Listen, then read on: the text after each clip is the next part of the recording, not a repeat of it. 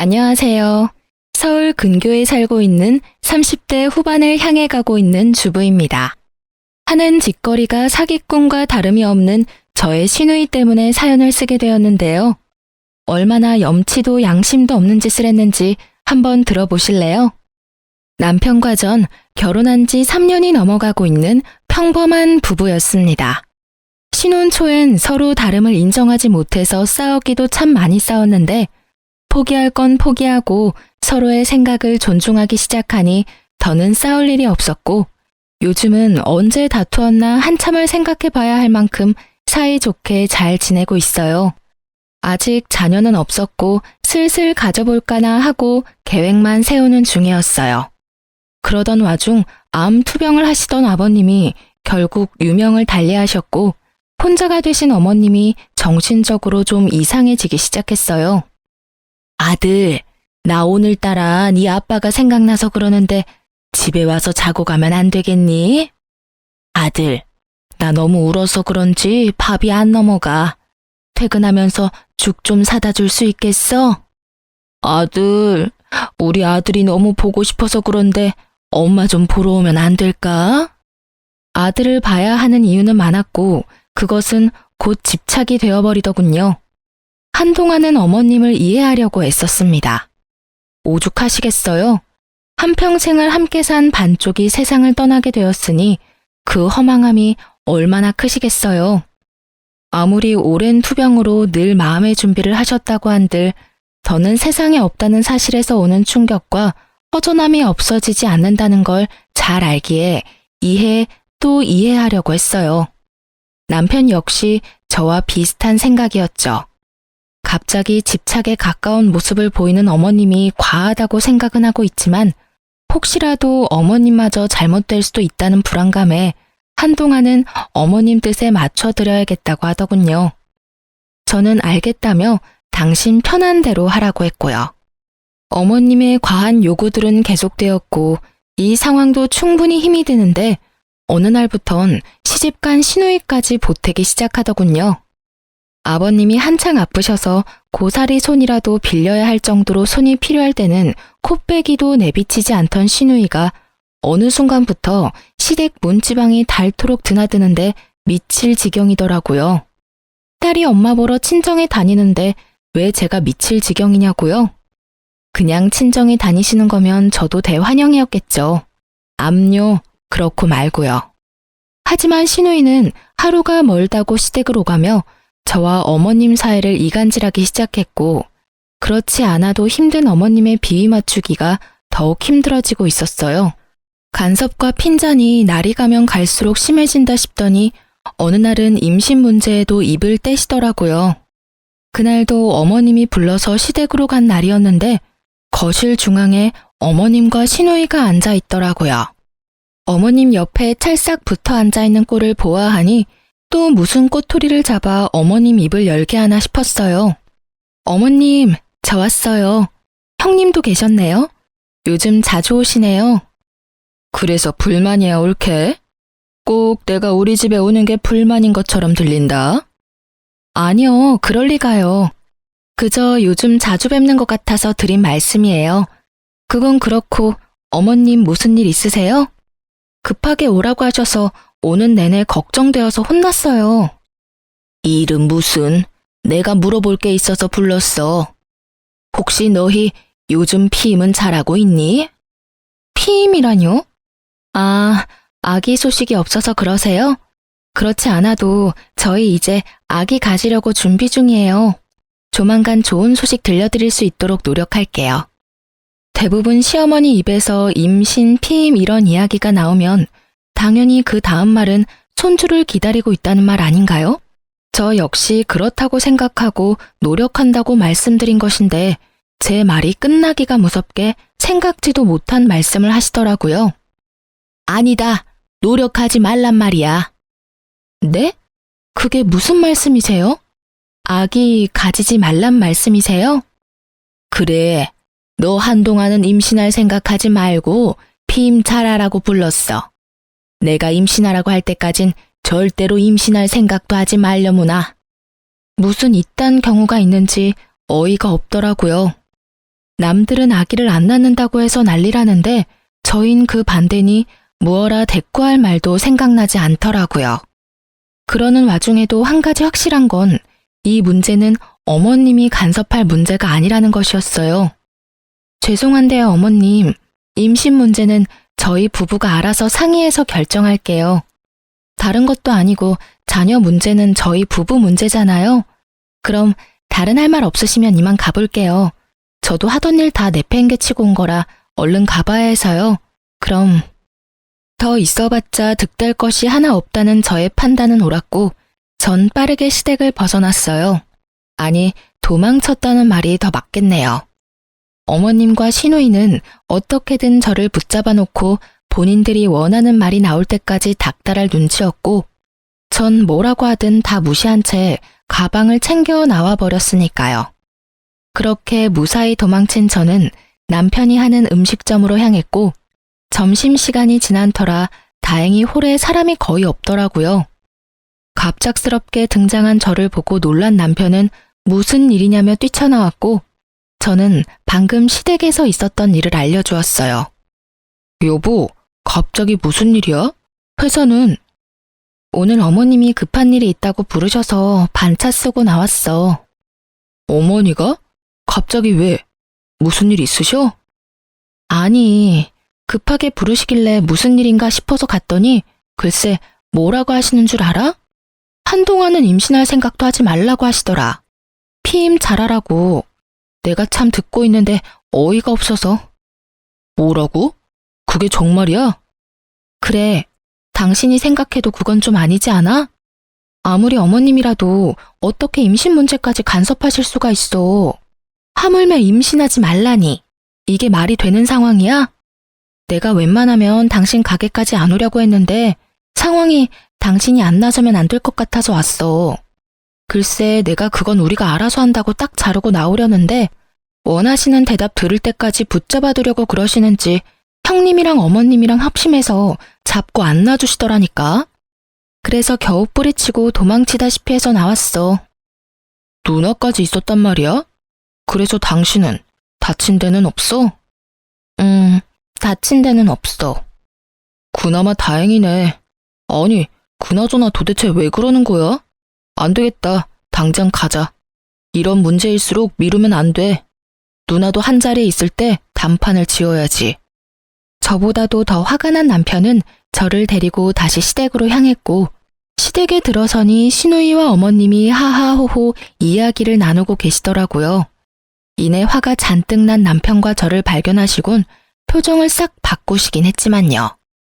그새 가서 일렀어 옳게? 빠르기도 하지. 넌 엄마한테 그게 무슨 표정이야?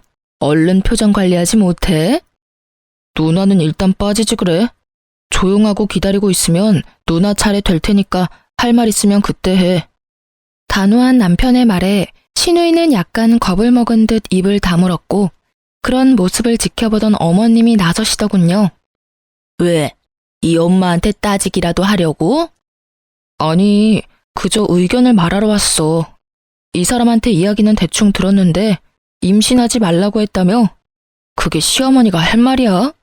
그리고 그런 문제까지 왜 엄마가 이래라 저래라 해.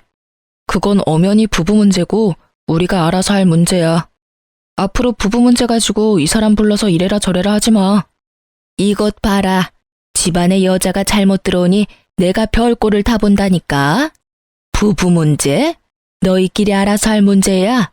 그게 왜 부부 문제야? 새로운 가족이 탄생하는 건데 우리 모두의 문제지. 넌 꼭 이런 사소한 것까지 네 남편한테 일러 바쳐야 했어? 그냥 내 하고 시키는 대로 했으면 얼마나 좋아. 내가 다 생각이 있어서 그런 건데 꼭 이렇게 집안에 분란을 만들어야지 속이 편하니? 저 물건 하나 때문에 위계 질서가 다 무너지는구나. 집안 꼴 잘 돌아간다. 잘 돌아가.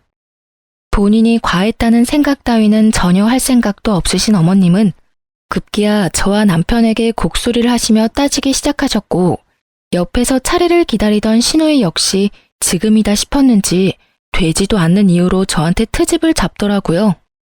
엄마, 너무 속상해하지 마. 내가 있잖아. 응? 옳게. 좋게 넘어갈 수 있는 상황을 이렇게까지 만들어 놓으니까 속 편해? 엄마 말대로 그냥 네 하고 넘어갔으면 되는 문제를 굳이 이렇게 키워서 부모와 자식 간에 싸움 붙여놓으니까 만족스럽냐고. 두 사람의 반응을 보고 있던 남편은 도무지 대화가 통할 사람들이 아니란 걸 느꼈는지 제 손을 꽉 잡고 화를 내더군요. 말도 안 되는 소리들 좀 하지 마. 그게 왜 이 사람 탓이야? 애초에 이 사람 불러서 그런 말 한 사람들이 제정신이 아닌 거지. 괜히 엄한 사람 죄인으로 몰지 말고 본인들 반성부터 좀 해. 그리고 누나도 며느리면서 어떻게 그따위로 말을 할 수가 있어? 아무리 생각해도 이해가 안 된다, 정말.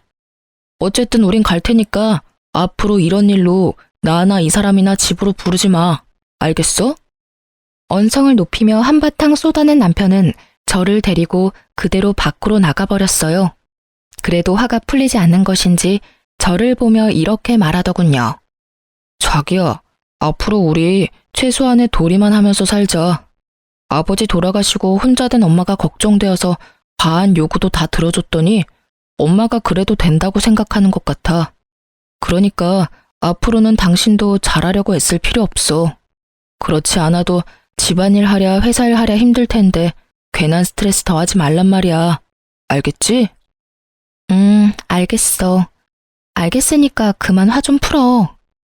말은 이렇게 했지만 저는 몰라도 남편이 자식으로서 최소한의 도리만 한다는 것은 쉬운 일이 아니더군요.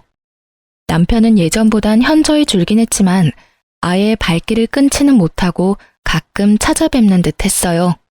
충분히 이해할 수 있는 남편의 행동이기에 전 별다른 말을 하지 않았죠. 저라도 시댁에 불러다니지 않아도 되는 그 상황에 만족하자 이렇게 생각했어요. 그러던 와중 전 임신을 하게 되었고 남편과 저는 그야말로 세상을 다 가진 것처럼 기뻐했어요. 혹시나 자연 임신이 힘들 만큼 늦은 것이면 어떡하나 싶었거든요. 하지만 임신 준비를 시작한 지 반년도 되지 않아 임신에 성공하니 상상 이상으로 기쁘더라고요. 하지만 그렇게 기쁜 마음도 잠시 시댁에 알려야 하나 말아야 하나 고민이 되더라고요.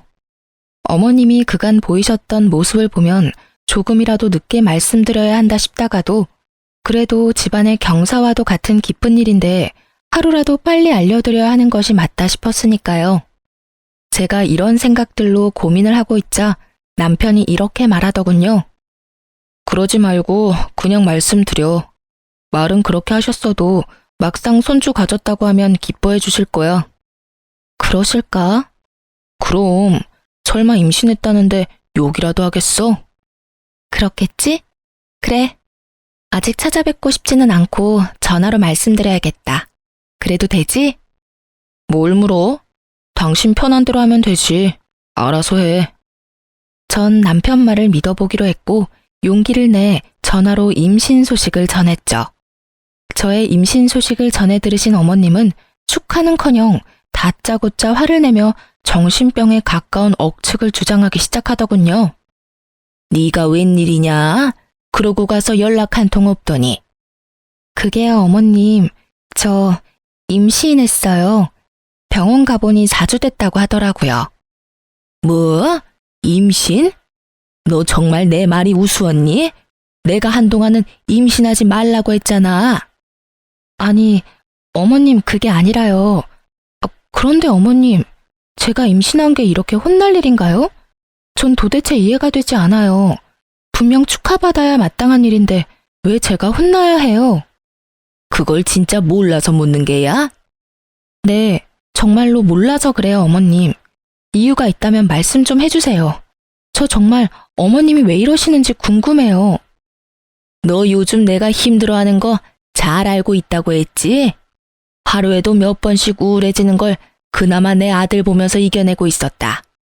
그런데 그런 일 있고 나서부터 상현이가 날 멀리하기 시작해서 그렇지 않아도 허전하고 우울한데 아기라도 무사히 낳는 날엔 자기 자식 본다고 나를 더 멀리하게 될 것 아니니? 다시 생각해도 이건 정상적인 사람이 생각할 수 없는 정도의 잘못된 생각이었어요. 그래서 전 그렇지 않다고 여러 번 강조해서 말씀드리며 그렇게 생각하시게 된 이유를 물었죠. 도대체 그게 무슨 말씀이세요, 어머님? 아니에요. 절대 그렇지 않아요. 아범이 그럴 리가 있겠어요? 아기 나오면 아기 어릴 땐 힘들지라도 조금만 자라면 커가는 모습 보여드리려고 더 찾아뵙고 연락도 더 드리지 않겠어요? 왜 그런 생각을 하세요? 그런 생각은 하지도 마세요, 어머님. 아니긴 뭐가 아니야. 내 딸이 분명 그럴 거라고 하던데 뭘. 아들들은 다 똑같다면서 자기 새끼 낳으면 자기 새끼만 챙기고 부모는 나 몰라라 한다고 그러더구나. 생각해보니 틀린 말도 아니고. 그래서 그 아기는 낳을 거니? 어머님, 잘 들으세요. 뱃속의 아기는 잘 품고 있다가 건강하게 낳을 거고요. 이 아기가 나온다 한들 저흰 어머님이 선을 넘으시지 않는 이상 절대 어머님을 나몰라라 하는 일은 없을 거예요. 그러니까 이상한 생각하지 마시고 그런 이상한 말 귀담아 듣지도 마세요. 일단 오늘은 끊을게요. 들어가세요, 어머님. 그렇게 전화를 끊고 아무리 생각해도 이건 아니다 싶었어요. 이런 게 뉴스에 종종 나오는 가스라이팅인가 싶더군요.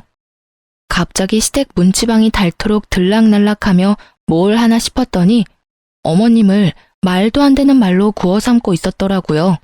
자식이라는 사람이 어떻게 부모가 마음이 많이 약해졌을 때를 틈타 그런 말도 안 되는 억측을 주입하고 있는 것인지 어머님에게 이야기를 들은 후에도 이해가 되지 않더군요. 전 긴 생각에 잠겼고 아무리 생각해도 이렇게까지 부지런히 그리고 성심성의껏 저희와 어머님의 사이를 멀어지게 하는 시누이의 행동이 의문스럽더군요. 그런 식으로 해봤자 시누이에게 득될 것이 하나 없을 텐데 말이죠. 아무리 생각해도 제 상식으론 이해가 힘들었고 결국 이대로는 안 되겠다는 결론에 도달하게 된 저는 단도직입적으로 신우에게 묻기 위해 신우의 집을 향했어요. 예전에 방문했던 기억이 있었던 터라 어렵지 않게 신우의 집을 찾아갈 수 있었고 그곳에서 전혀 예상치 못한 광경을 보게 되었어요. 신우의 집 현관문은 살짝 열려 있었는데 안이 시끌시끌 하더군요. 그래서 손님이라도 오셨나 하는 마음에 문틈으로 안을 살폈는데 집안 꼴이 엉망진창이더라고요.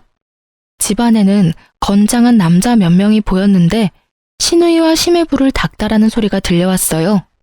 그러게 돈을 빌려갔으면 갚아야 할 것 아니야. 꼭 내가 이런 거친 방법까지 써야 돈을 갚을 거야? 진작 갚았으면 좋잖아. 죄송합니다. 정말 죄송해요. 제가 어떻게 해서든 친정에서 돈 마련해 올 테니 그만 돌아가 주시면 안 될까요? 친정? 저번엔 친정에도 돈 나올 구멍 없다고 했잖아. 설마 나한테 거짓말이라도 했다는 거야? 아니에요. 정말 돈이 없었다고요. 사실 아버지가 암으로 돌아가셨는데 암 사망보험금이 꽤 나온 걸로 알고 있어요. 정확한 금액은 엄마가 말을 해주지 않아서 잘 모르지만 그래도 2, 3억은 충분히 될 것 같아요. 정말이에요. 이번엔 약속 지키는 게 좋을 거야. 지난번에도 조금만 더 기다려주면 사업 일으켜서 갚겠다고 하길래 믿어줬더니 오늘 또 이렇게 찾아오게 했잖아. 다음에 우리가 만나게 되는 날엔 정말 각오해야 할 거라고. 이제야 모든 퍼즐이 맞춰지더라고요. 신우 부부의 사업은 원래 매출도 잘 나오는 편이었고 돈도 꽤 있던 걸로 알고 있었거든요. 그런데 무슨 이유에서인지 사정이 어려워지니 사채업자인지 아닌지 모를 무서운 사람에게 급하게 돈을 빌린 것 같더라고요. 변제일은 다가오는데 도저히 돈이 나올 구멍이 도저히 없자 저희는 생각하지도 못했던 아버님의 사망보험금을 노린 거였죠. 그러면서도 혹여나 어머님께서 자신과는 달리 그간 효도라는 걸 했던 하나뿐인 아들에게 모든 재산을 주신다고 할까봐 저와 어머님 사이를 이간질해 왔던 것이죠. 그렇게 해서 저와 어머님 사이 틀어지면 틀어질수록 남편은 제 편을 들게 될 것이니 자연스럽게 남편과 어머님 사이도 멀어질 것이라 생각했겠죠. 아기 문제도 마찬가지인 이유였을 겁니다. 하나뿐인 아들의 자식, 그것도 아들이라도 태어나는 날엔 신우이의 계획에 큰 차질이 생길 테니까요. 결국 신우이의 계획대로 되었고 아버님의 부재로 마음이 많이 무너져 내린 어머님은 의도가 어떠하든 자신의 옆을 지키고 있는 신우이를 믿고 의지하게 된 것이었죠. 제가 생각한 대로 가스라이팅과 다름이 없는 치밀한 행동이었어요. 급전이 필요하니 자기 부모 차망보험금이나 노리며 갑자기 효도하려는 시누이나 아무리 상황이 좋지 않아도 그런 되지도 않는 말을 믿는 어머님이나 그 모든 것이 암담하기 그지없더군요.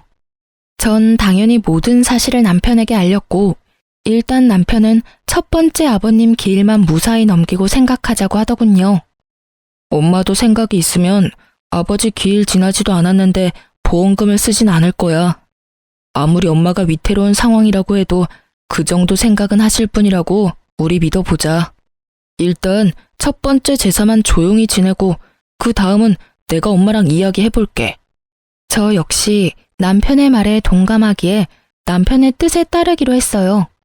드디어 제삿날이 되고 전 두 사람이 꼴도 보기 싫었지만 살아생전 저를 정말 친딸처럼 여겨주셨던 아버님의 첫 기일을 무시하고 넘길 순 없었기에 차분히 마음을 정리하고 아버님만을 생각하며 시댁으로 향했어요. 아무리 아버님이 좋았다고 한들 혼자였다면 가지 않았을 수도 있었겠지만 임신한 제가 여러모로 걱정이라며 가게 문까지 닫고 함께 해준 남편 덕분에 좀 더 가볍고 든든한 마음으로 시댁에 들어갈 수 있었네요. 시댁에 들어선 남편은 아주 작정이라도 한들 제 옆에서 떨어질 생각을 하지 않더라고요.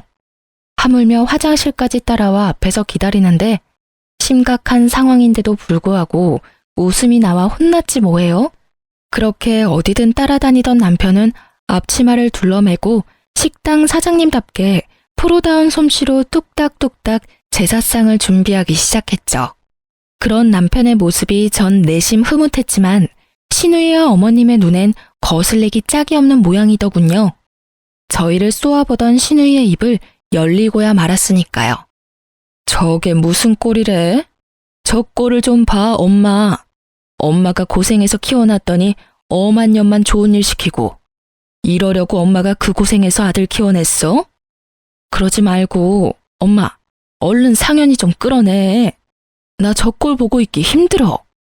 시누이의 조종 스킬이 얼마나 대단한지 시누 말 한마디에 시모가 노발대발 화를 내며 남편을 끌어내려고 했고 남편 또한 절대 질 수 없다는 듯 어머님에게 맞대응하고 나서더군요. 상연히 너 그게 뭐 하는 짓이야? 당장 나오지 못해? 그렇지 않아도 가게에서 지겹게 주방일하는 녀석이 보아하니 어느 정도 한 것 같은데 인제 그만 집사람한테 맡기고 얼른 나와. 이왕 어느 정도 한 김에 마저 하고 나갈 테니까 도와줄 거 아니면 아무 말도 하지 마. 뭐야, 그래도 이 녀석이? 엄마 뒷목 잡고 넘어가는 꼴 보고 싶은 게야? 이런 걸로 뒷목 잡고 넘어갈 사람 아니란 거 잘 알고 엄마가 무슨 말을 하든지 이 사람 혼자 일하는 꼴은 절대 못 보니까 정 보기 싫으면 방으로 들어가. 괜히 보면서 서로 불편하지 말자고.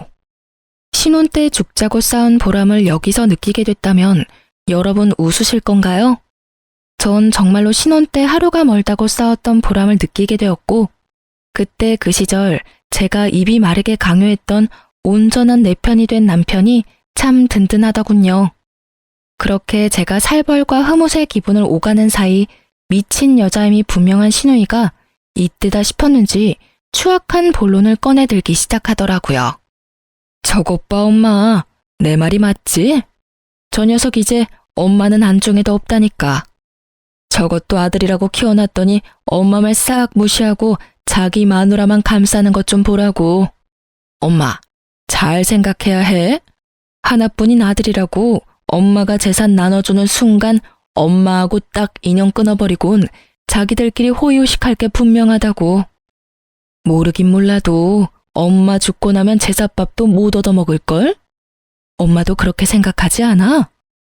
욕을 할 거라면 작게라도 하지. 얼마나 크게도 외치는지. 혹시 시누이 혼자 확성기라도 쓰고 있는 것이 아닌가 하는 생각이 들더군요. 이제 밑밥도 잘 깔아둔 시누이는 급하긴 한지 다른 날도 아닌 아버님 첫 번째 기일날 준비한 말을 꺼내더군요. 그러니까 엄마, 은행에 고이 모셔둔 돈 나한테 투자 좀 해줘. 내가 은행 이자보다 곱절은 더 쳐서 갚을게. 정말이야. 내가 돈이 어디 있어? 에이, 아빠 보험금 나온 거 다 알고 있거든? 그거 은행에 모셔두면 뭐해? 남 좋은 일만 시키는 거지. 남 좋은 일 시킬 바엔 하나뿐인 딸이랑 사위한테 투자하는 게 더 옳은 일 아니야? 염치도 양심도 없는 신우이의 말이 떨어지자마자 남편이 하던 일을 다 내팽개치고 거실로 나가더라고요. 뒷모습에서도 분노가 느껴져 혹시나 하는 마음에 저 역시 남편의 뒤를 따랐죠. 두 사람 앞에 선 남편은 신우이에게 소리를 지르기 시작하더군요.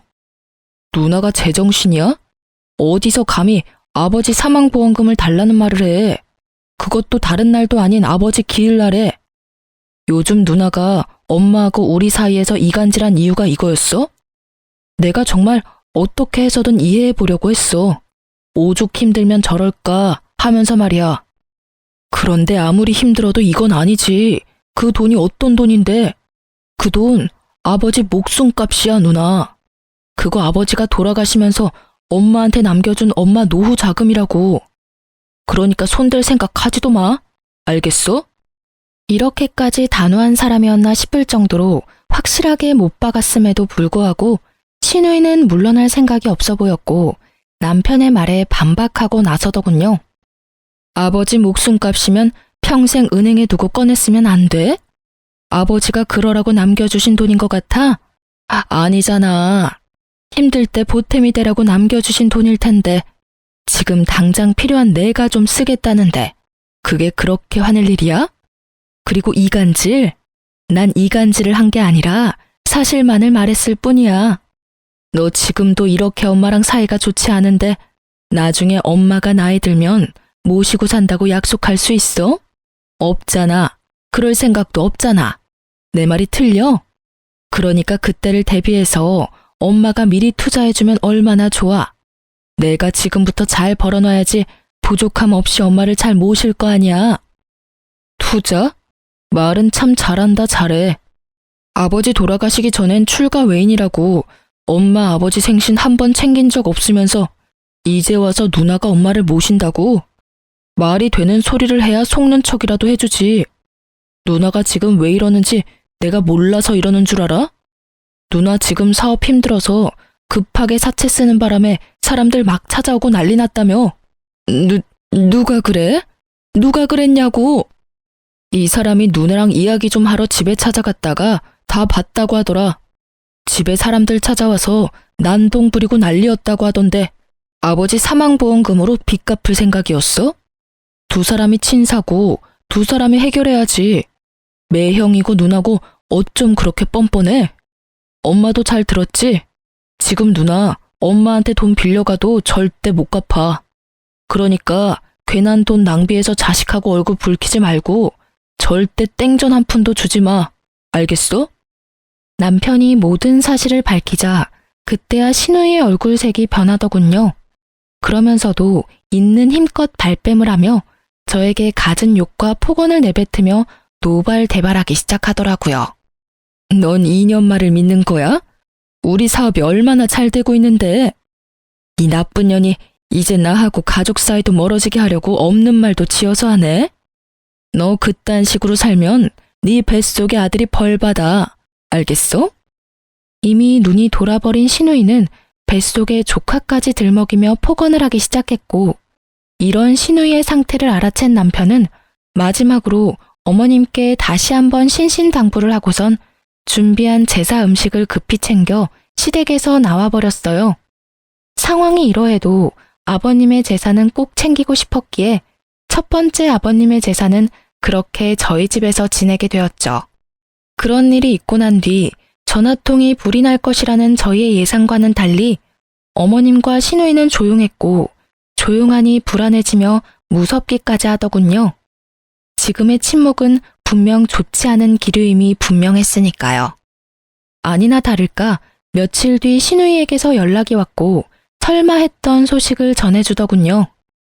올케, 잘 지냈어? 그럭저럭 지내고 있어요. 웬일이세요? 다름이 아니라 나 엄마한테 투자 받았다고 상현이한테 전해달라고. 직접 전화하시지 왜 굳이 저한테 그걸 전해달라고 하세요? 올케도 궁금할 것 같기도 하고 안부도 궁금해서. 내 조카는 잘 크고 있지? 아무튼 몸조리 잘하고. 상윤이한테 자기가 그렇게 반대해도 난 결국 받아냈으니까 앞으로 나한테 찍소리 하지 말라고 좀 전해줘. 애가 예전엔 안 그랬는데 요즘 너무 버릇이 없어. 하여튼 끊을게. 결국 우려하던 일이 일어났더군요. 더는 두 사람 일에 관여하지 않기로 결심했고 신우이의 전화뿐 아니라 어머님의 연락도 받지 않았어요. 그 후론 저희의 예상대로 흘러가더군요. 돈이 필요할 땐 하루가 멀다고 어머님을 찾아 시댁으로 가던 신우이는 돈을 받아 챙기자마자 시댁에 찾아가기는커녕 연락조차 노골적으로 피하기 시작했고 그럴수록 어머님의 집착은 커졌겠죠. 저희도 연락이 되지 않고 신우이도 연락이 되지 않자 결국 어머님은 죽는 신용까지 하시며 신우이를 불렀고 결국 어머님 댁에 몇 달 만에 간 신우이는 시모의 짐을 챙겨 저희 집에 데려다주며 이런 말을 하더군요. 어머 형님, 어머님, 연락도 없이 무슨 일이세요? 그 짐은 뭐예요? 보면 몰라? 엄마 짐이잖아. 그러니까 어머님이 왜 짐까지 챙기셔서 저희 집에 오셨냐고 묻고 있는 거예요. 엄마가 계속 외롭다고 하잖아. 몸도 좋지 않은 것 같고. 알다시피 난 요즘 바빠서 엄마 돌볼 시간이 안 되니까 당연히 이리로 모시고 왔지. 이럴 땐 아들이 엄마 모셔야 하는 건 당연한 거 아니야? 당연하지 않죠. 돈 받아가신 형님이 모셔야죠. 저흰 어머님께 땡전 한 푼 받은 적도 없을 뿐더러 바란 적도 없어요. 그런데 왜 저희가 모셔야 해요? 저흰 절대로 못 모시니까 당장 모시고 가세요. 이렇게 말하며 당장 집으로 오라고 남편에게 문자를 보냈죠. 틀린 말이 하나 없는 제 말에 대꾸할 말이 없었던 신우이는 모르쇠로 일관하며 우기기 시작하더니 결국 어머님을 내팽개치며 나가더군요. 아, 몰라. 어쨌든 난 엄마 못 모셔. 난 출가 외인인 거 잊었어? 남편도 엄마 오면 불편하다고 하고 시댁 눈치도 보이고. 같은 며느리로서 올케가 내 입장 좀 이해해줘, 응? 그럼 이야기 다 된 걸로 알고 난 가볼게. 형님, 이대로 가시면 어떡해 해요? 나 바빠. 연락할게. 그렇게 떠나버린 신우이와 아무 말도 하지 않고 그저 울고 있는 어머님. 한숨이 정말 절로 나오더라고요. 전 아무런 말도 하지 않은 채 남편만을 기다렸고 얼마 지나지 않아 남편이 들어오더니 어떻게 된 상황인지 대충 알겠다는 눈빛으로 어머님 짐과 어머님을 모시고 다시 나가더라고요. 묻지 않아도 남편이 향하는 곳은 신우이의 집이었고 다시 돌아온 남편은 혼자가 되어 들어오더군요. 아, 이게 진짜 무슨 일이야? 당신 괜찮아? 어머님, 형님 댁 모셔다 드린 거지? 누나 집에 모셔다 드렸어. 어떻게 인간이 그러냐? 나 사실 엄마 불쌍해서 어떻게 해야 하나 고민도 했는데 누나 하는 꼴이 얄미워서 엄마 모셔다 드렸어. 좋다고 돈 받아갈 때는 언제고? 누나도 누나지만 매형도 어이없어. 엄마 모시고 가니까 나 몰라라 하고 밖으로 나가더라니까. 하긴 둘 다 똑같은 것들이니까 좋다 하고 같이 살고 있지. 남편의 화는 쉽게 가라앉지 않았고 많이 놀랐을 저를 걱정하면서도 신우이에 대한 분노를 쏟아내더라고요. 그렇게 얼마 뒤 신우이가 다시 찾아왔더군요. 얼마나 우셨는지 거의 탈진할 것만 같은 어머님을 모시고요. 어머님이 많이 미운 제 눈에도 어머님의 위태한 상태가 걱정되는 지경인데 신우이는 그런 어머님의 상태가 보이지 않는 것인지 어머님의 손과 짐을 던지다시피 하고 소리를 질러대더군요. 난 절대 돈 한 푼 없는 노인네 모실 생각 없어. 없다고. 그러니까 괜히 힘 빼지 마. 우리 집에 데리고 오지 말라고. 다시 찾아오기만 해. 문도 열어주지 않을 테니까 말이야. 발악에 가까운 말을 뱉어내던 신우이는 이내 차분해지더니 지금까지와는 차원이 다른 경악스러운 말을 하더라고요. 아, 맞다. 엄마 집 남았지? 혹시 알아? 엄마가 집 처분해서 또 나한테 투자해주면 그땐 진짜 모실지도. 내가 남편을 잘 설득해보겠단 이 말이야. 그거 아닌 이상 난 죽어도 엄마 모실 생각 없으니까 그런 줄 알고 아들인 네가 알아서 해. 알았어? 저뿐 아니라 남편도 충격이 컸는지 아무런 행동도 말도 하지 못하고 멍하니 서 있더라고요. 저조차도 이게 인간인가 하는 생각뿐이었는데 남편은 더하면 더했지 모자라진 않았겠죠. 저희를 충격에 빠뜨리고 도망치듯 집을 나간 시누이와 그런 시누이가 나간 현관문만 멍하니 보며 눈물만 흘리고 있는 어머님. 이 상황을 어떻게 해야 하나 고민에 빠져 있는데 어머님은 그제야 정신이 드셨는지 그야말로 대성통곡을 하시더라고요. 상황이 이렇게까지 되니 그 밉던 어머님이 참 불쌍하단 생각마저 들더군요. 남편의 표정을 보아하니 남편도 제 생각과 별반 다르진 않은 것 같았어요. 결국 저흰 어머님을 받아들이기로 했습니다. 재산이 있든 없든 어쨌든 남편에겐 어머니였고 시누이의 입김이 있기 전까진 어머님도 꽤 괜찮은 사람이었으니까요. 저흰 어머님을 한 번 더 용서하고 이해해 보기로 했던 것이었어요. 그냥 시댁으로 어머님을 모셔다 드리고 자주 왕래하며 지내는 방법도 있었지만 워낙 겪으신 일이 보통 일이 아니신지라 기력이 많이 떨어지셨더라고요. 혼자 계시게 했다간 정말 사람 잡겠다는 말이 나올 것만 같아 그냥 모시기로 했던 거죠. 이때까지만 해도 어머님을 완전히 용서했던 건 아니었기에 어쩔 수 없이 미운 마음이 있었어요. 하지만 불쌍하단 마음이 더 컸기에 어머님께 잘해드리려 했었어요.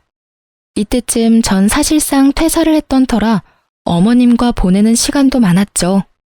온종일 멍하니 계시는 어머님을 모시고 산책도 다니고 산책을 나가는 날엔 맛있는 것도 사 먹고 집으로 돌아오는 길엔 남편 가게에 들려 남편 일도 돕고 남편과 수다도 떨기도 했어요.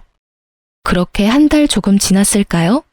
처음엔 말씀도 거의 하지 않으시던 어머님이 점점 말씀도 많아지기 시작하시더니 어느 날엔 남편과 수다를 떨다가 환히 웃으시더라고요. 예전 어머님의 모습이었어요. 밝아지기 시작하신 어머님은 마음의 안정을 되찾으신 건지 집안일도 도와주시며 저에게 잘해주려 애쓰시더라고요. 그때쯤엔 어머님에 대한 미움도 거의 사라지고 이대로 쭉 살아도 괜찮겠다 싶더라고요. 그렇게 어머님과 함께 평화로운 일상을 보내던 어느 날, 잔뜩 굳은 표정의 어머님이 저에게 시누이를 불러달라고 하시더라고요. 자신의 전화는 받지 않는다면서요.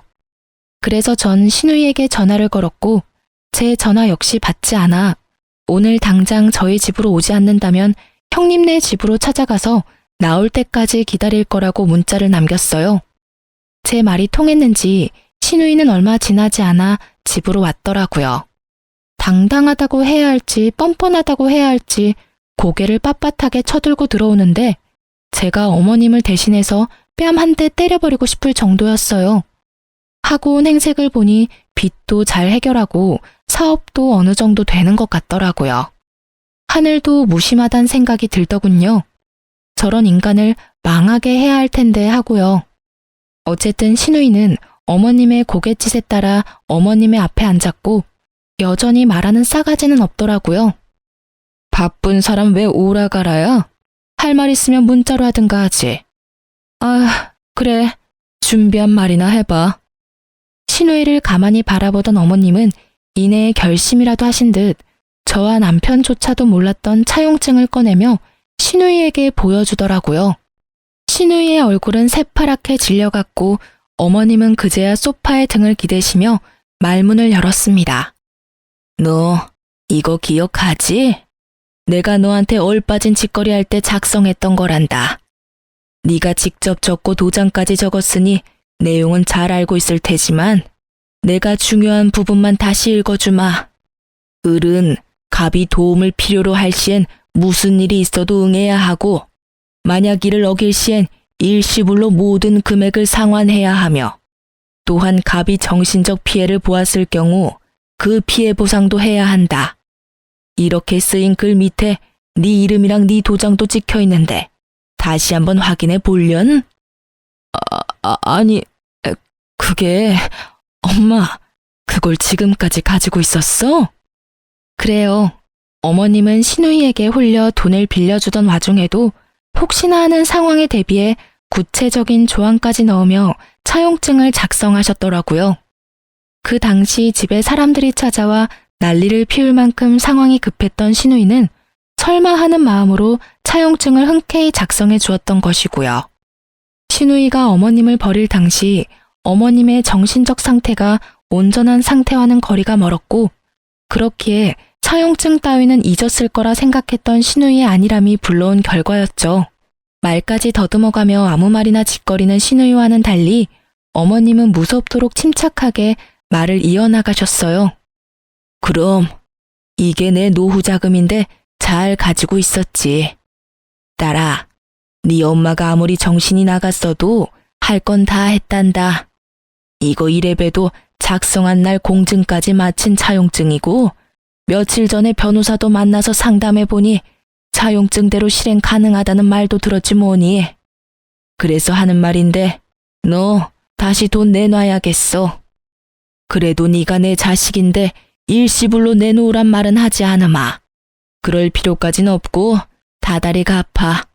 물론 이자까지 쳐서 갚아야 하는 건 알고 있지? 엄마, 내가 그럴 돈이 어디 있어. 나 요즘도 사실 힘들어. 힘들기는 네가 하고 온 꼴을 보니 이제 살만해 보이는구먼. 끝까지 거짓말할 거야? 정말이야, 엄마. 내가 그런 걸로 거짓말을 하겠어? 다 모르겠고 네가 만약 돈을 갚지 않으면 난 널 깜빵에 보내는 한이 있더라도 고소할 테니 무조건 다 갚으렴. 엄마, 정말 너무하는 거 아니야? 어떻게 하나뿐인 딸을 고소한다는 말을 해? 그러는 넌 엄마가 2명이라서 엄마를 버렸니? 그렇게 울고불고 매달렸건만 그리 모질게도 엄마를 버렸어? 어머님은 결국 신우에게 호통을 치셨고 신우이는 눈물을 흘리며 매달리기 시작하더군요. 엄마, 그땐 나도 사정이 있었잖아. 엄마가 그 정도도 이해 못해? 나 엄마 딸이잖아. 엄마 딸한테 꼭 이렇게까지 해야 해. 나한테 기회를 한 번만 더 줘. 내가 돈 생기는 대로 갚을게. 넌 너 좋은 때에만 엄마와 딸이라고 하는구나. 그리고 난 너에게 충분한 기회를 줬어. 지난 한 달 동안 매일매일이 너에게 주어진 기회였다. 그런데 넌 어떻게 했니? 먼저 전화해서 사과하기는커녕 내 전화조차 무시하지 않았니? 그게 엄마, 내가 잘못했어. 엄마라고 부르지도 마. 난 이제 너 같은 딸 필요도 없으니 괜한 눈물 빼서 동정심 살 생각도 말거라. 엄마, 내가 정말 잘못했다니까?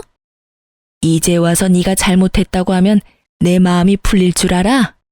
애초에 먼저 버린 건 너였어. 그러게 이거사, 진작 좀 사람답게 살지 그랬어. 진작 일이 힘들다고 돈 달라고 했으면 내가 모른 척 했겠니? 그래도 하나뿐인 내 딸인데. 이제 와서 이런 말이 무슨 소용이겠냐마는 내가 너한테 준 그 돈 원래 너한테 줄 돈이었다. 원래 네 몫이었어. 그래? 그러면 엄마 그냥 줬다고 생각하고 그 차용증 찢어줘. 그러면 되잖아. 어차피 줄 돈이었다며. 그건 그때 이야기고 지금은 상황이 아주 다르지. 너 같으면 다물만 쏙 빼먹고 부모 버리는 딸년한테 재산을 주고 싶겠어? 난 절대로 그렇게 할 생각 없으니 무조건 다 갚아. 알겠어? 신우이에게 할 말을 마치신 어머님은 어디서 그런 힘이 나셨는지 신우이를 질질 끌어다 집 밖으로 내쫓아 버리시더라고요. 밖에서 신우이의 우는 소리가 들려왔지만 절대 문을 열어주지도 열어보지도 않았어요.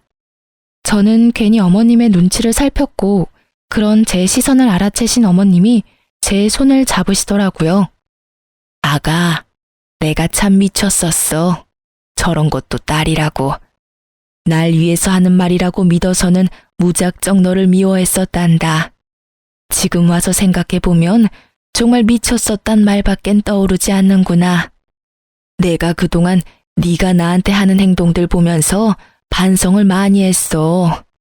너도 내가 많이 미웠을 텐데 어떻게 나한테 그렇게 잘 대해줄 수가 있는지 내가 반성도 많이 하고 많이 배웠다. 그리고 고마워. 날 받아들이는 게 쉽지 않은 결정이었을 텐데 내가 네 덕에 아직 저승길 안 가고 이리 살아있다. 내가 앞으로 살면서 이 빚은 다 갚으마. 네 덕에 산 목숨 앞으로 너에게 갚으며 살도록 하마. 아니에요, 어머님. 그동안 버릇없이 굴어서 죄송해요. 이야기하시는 내내 울먹이시던 어머니는 결국 울음을 터뜨리셨고 저 역시 그런 어머님에게 사과를 전하며 울어버렸어요. 그렇게 저흰 눈물에 화해를 했고 이날을 기점으로 사이가 엄청나게 돈독해졌어요. 하루가 다르게 행복을 향해 달려가는 저희와는 달리 시누이는 나락으로 가고 있더라고요. 시누이가 직접 전해온 소식에 의하면 돈을 갚아야 한다는 사실을 안 시매부는 시누이를 모질게 내쫓았다고 하더군요. 그러면서 하는 말이 곧 이혼까지 하게 되면 정말 오갈 데가 없다며 위자료 조금 받을 것 같은데 그 위자료를 줄 테니 자기를 좀 받아주면 안 되겠냐고 하더라고요. 그래서 전 딱 잘라 그 돈으로 살 집부터 구하고 남은 돈은 어머님 돈이나 갚으라고 말하곤 끊어버렸네요. 그 뒤로도 저희에게 돌아가며 연락이 왔지만 저흰 시누이와 인연을 끊는 것으로 합의를 본 후라 아무도 시누이의 연락을 받지 않았습니다. 상황이 이렇게 되자 정말 돈을 갚지 않으면 깜빵을 갈 수도 있겠다는 생각을 하게 된 시누이는 알바를 하며 적은 돈이지만 차근차근 갚아나가고 있다고 하더라고요. 전 무사히 아들을 출산했고 그 아기는 어느새 2살이 되었어요. 시간 정말 금방 가더라고요. 제가 출산을 앞둔 무렵 어머님은 제가 불편할까봐 집으로 돌아가신다고 하셨지만 저와 남편은 아무래도 걱정이 돼 계속 모시고 살았어요. 그렇게 저희가 모시고 산 지 1년이 되던 해에 어머님은 집을 처분하신 돈보다 더 큰 돈을 저희에게 주시더라고요. 알고 보니 시누이에게 준 돈은 보험금 중 일부였고 나머지 돈은 저희가 정말 필요할 때 주려고 따로 관리하고 계셨다고 하시더라고요. 저흰 한사코 필요 없다고 이 돈으로 남은 노후 돈이나 펑펑 쓰시라고 했지만 어머님은 손주한테 남은 돈을 펑펑 쓰시겠다며 일단 집부터 옮기자고 하시더라고요. 사실 당시에 저희가 살던 집은 외곽 지역의 20년 넘은 낡은 아파트였거든요. 저흰 기쁜 마음으로 어머님의 돈을 받아 평수도 넓고 지은 지 얼마 되지 않은 신축 아파트로 이사를 하게 됐어요. 처음 어머님을 울며 겨자 먹기로 모시기 시작했을 때 어머님과의 충돌이 걱정되기는 했어요. 하지만 지금은 그 걱정이 무색할 만큼 어머님이 많이 도와주고 계세요. 출산 후 힘든 것이 한두 가지가 아니었는데 옆에서 친정엄마보다도 절 더 살뜰히 챙겨주셨고 제가 산후 우울증이라도 올까 말동무도 잘해주시고요. 그 덕에 전 그 모든 순간을 넘기고 이렇게 사연까지 쓰고 있네요.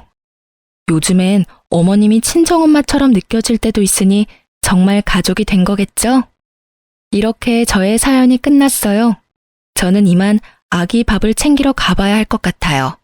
사실 아까부터 아기가 배가 고픈지 간식을 달라고 칭얼거리네요. 어쨌든 저의 긴 사연 들어주셔서 감사합니다. 좋은 하루 되세요.